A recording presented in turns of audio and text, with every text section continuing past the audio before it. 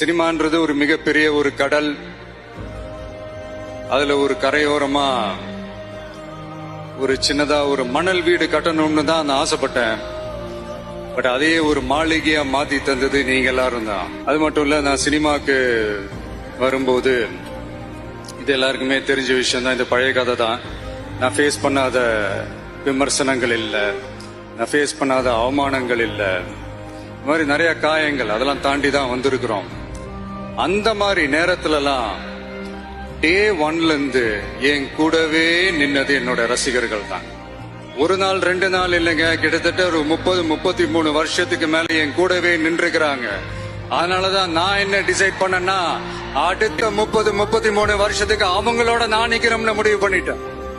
எனக்குன்னு ஒண்ணுனா வந்து தியேட்டர்ல நிக்கிறாங்க, நாளைக்கு அவங்களுக்குன்னு ஒண்ணுனா அவங்க வீட்டுல போய் நிக்கணும்னு நான் முடிவு பண்ணிட்டேன்.